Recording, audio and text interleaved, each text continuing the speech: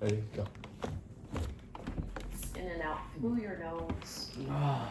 Just checking in to see how you're feeling in this moment. If there's anything you need to be aware of in your body. Or if you find that your mind is a bit overactive. Close your eyes.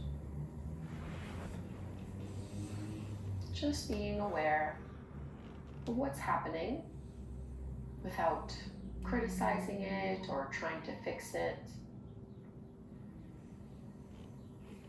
We're just taking in information and at the same time trying to create space. And we'll add a little neck release here, so you can drop your right ear down towards your right shoulder. And if you'd like, you can also bring your left hand behind your lower back. The further you reach that hand, the more you'll feel this towards the top of your shoulder. Just let your head be heavy. Pressing your left shoulder down. And you can roll so that you have your chin pointing down towards your right shoulder. Changing the sensation of the stretch.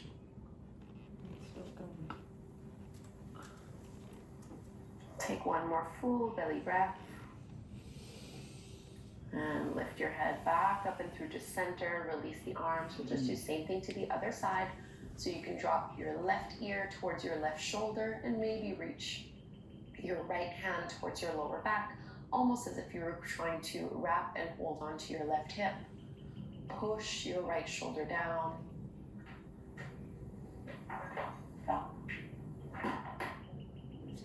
Let go of any tension in your jaw or in your facial muscles. Always trying to breathe in and out through our nose. Then you can tuck your chin towards your left shoulder, stretching a little bit more towards the back of your neck.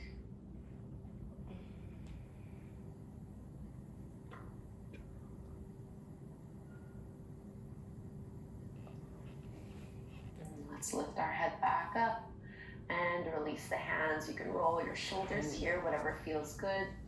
And now staying seated, you're just going to bring your legs out in front of you and widen your feet wider than your hips.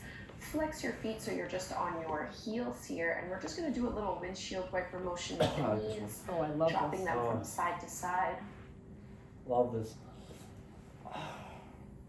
And the next time you drop your knees over to the left, hold it here and see if you can emphasize pushing your right hip down.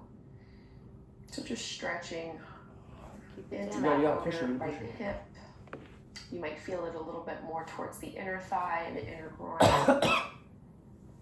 Let's lift up and just go to the other side. Hold it. This time, instead of lifting that left hip off the ground, think of pushing it back down. It won't touch the mat, which is fine, but we're trying to intend it there.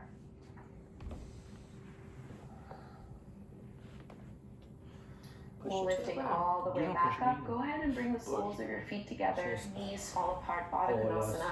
Your butterfly pose, sometimes also called cobbler's pose. You can hold onto your big toes with your two-piece fingers here and think of lifting and pulling up through your chest. Squeeze your shoulder blades behind you, and at the same time, think of pushing and pressing your thighs down. So a little bit of a tiny back bend here. Take a big breath in through your nose, and as you exhale, start to fold forward. And you can release the hold of your toes, instead walk your hands out in front of you, and just fold all the way down. I'm letting my spine naturally round. I'm making this very easy, letting gravity do most of the work for me, rather than pushing, pulling, and straining. And just melt into the forward fold for 3 breaths here.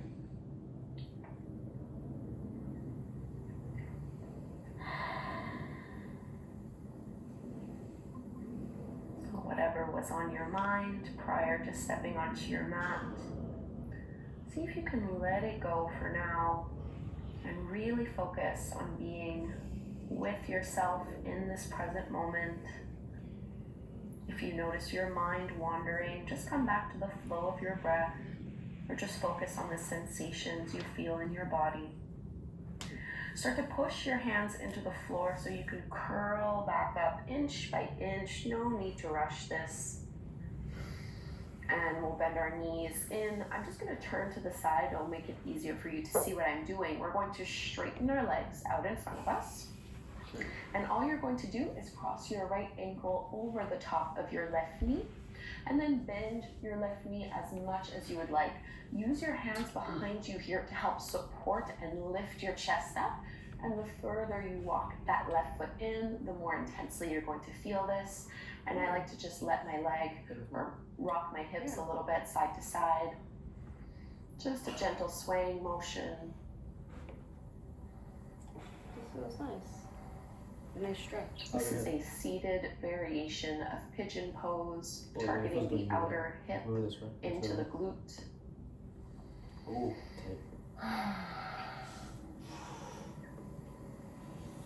Oh. And slide that left leg straight once more, uncross the legs, and we'll do the same thing on the other side. Left ankle over the top of your right knee, and bring that right foot in as is appropriate to you. Try not to round and slouch. Really use your arms for support. Roll your shoulders back, lift up through your chest, and you can just sway or rock a little. You don't have to. Staying still is wonderful as well.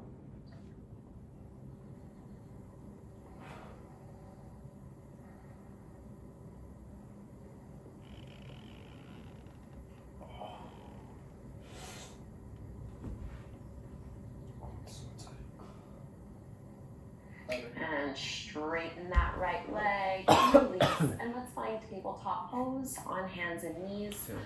So placing your palms under your shoulders and your knees under your hips. We're really just coming here so we can transition into a low lunge. So your right foot will step forward to the top of the mat. So you can align your knee over your ankle. And you might choose to just keep your fingertips down on the mat. If you'd like, you can also bring your palms over your thigh, adding a tiny little back bend here. So I'm focusing on melting my hips down and really stretching into my left thigh and left hip here. Make sure it's not hurting or pinching your lower back. If it is, just keep your palms down to the mat.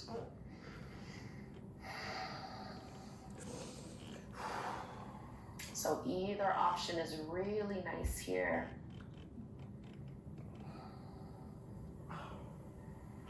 She doesn't bend her leg. Relax your shoulders down. Get the inhale to be just as long as your exhale. And we'll all tuck the back toes under so we can lift the back knee off the mat. And we're going to step the left foot to the top of the mat for a forward fold, Uttanasana. You can widen your feet towards the edges of the mat. Feel free to bend your knees as much as you want here. More of a ragdoll variation. You can hold onto your upper arms, just dangling as you sway side to side. Make sure your weight is evenly distributed between both feet. And that you're not leaning on your heels more or on the balls of your feet. Try to find that center point of gravity. Let your head be even heavier like a bowling ball. Release your fingertips down to the mat. You can bend your knees a little bit more and just bring your feet hip-width distance apart again. Right away, we'll go into our low lunge on the other side. So step your right foot all the way back and drop your right knee down to the mat. So my left knee is on top of my ankle, and maybe I'm staying here with my hands down, or maybe I'm bringing my palms towards the knee or towards the thigh, adding a little bit of a back bend. But the priority here is to be super mindful of how this feels in your lower back. We're not trying to create more tension, we're trying to release it. Feels good. So know when it's appropriate for you to ease off and back off a little. It's really Feels good when you to put your prove. hands here. It's like with your hip flexor. I'll like put it around your knee.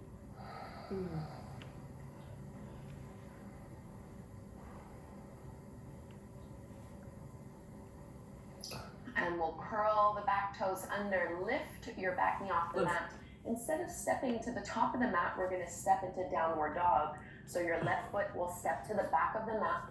Your hands are shoulder width distance apart. Your feet are back hip width distance apart or so. And you can absolutely bend your knees as you reach your chest towards your thighs. Any little movements that feel good here. Try to get a full body stretch in this pose. As you curl your tailbone up, draw your lower belly in. Big breath. And let's bring our knees to the mat and just lower down onto your belly. Sphinx pose. Come onto your forearms, palms flat to the floor, and lift up through your chest. Roll your shoulders back.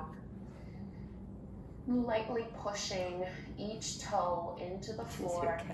And same thing here, I'm pushing my pubic bone into the mat and I'm lengthening my tailbone towards my heels so that I'm not creating any tension in my lower back. I want to concentrate this on my mid and upper back. My lower back kind of hurts when it is. Me too. I don't know if they get good or bad here, I can't tell. One more deep breath. And let's find child's pose. Wow, You're gonna press back. Big toes together, knees go as wide as you would like them to be. The wider they are, the deeper you will feel this. Your toes The together. more of a stretch it will It's easier be. to go back. And as you press your hips back, you can walk your hands out in front of you and fold on down. 5 breaths here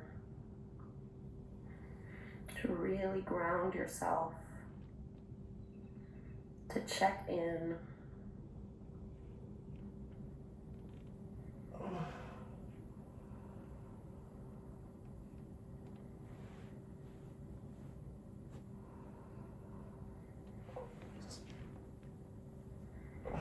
Let gravity pull you a little bit deeper into the stretch.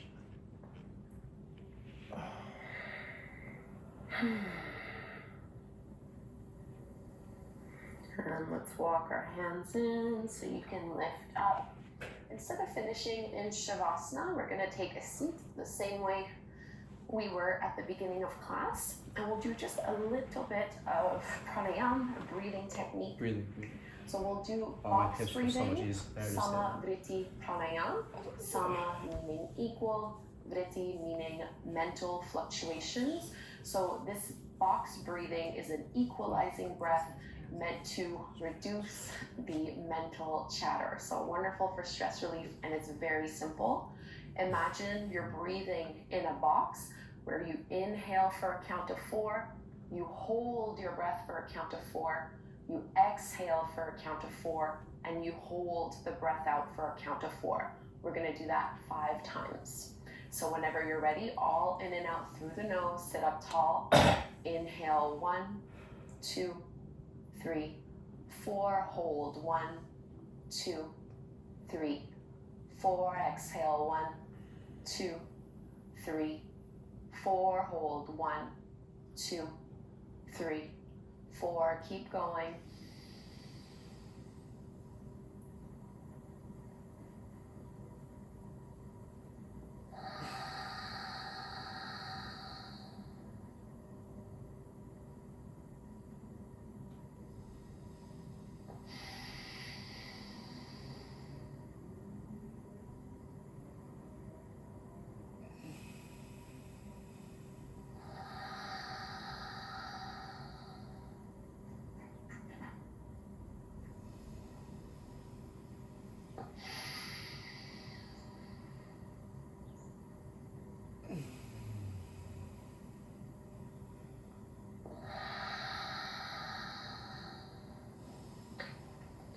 Last round.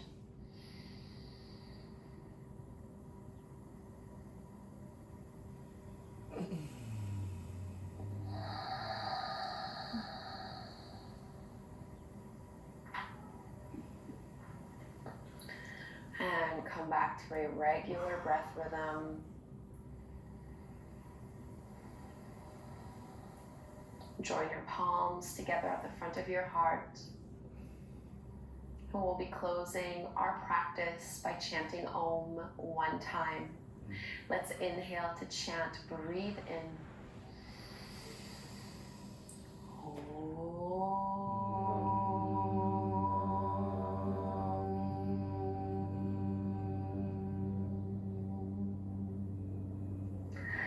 Thank you so very much for doing this short, gentle practice with Namaste. me. I hope you feel better physically as well as mentally. Please let me know how this class went for you. Do subscribe, and hopefully I'll be practicing again.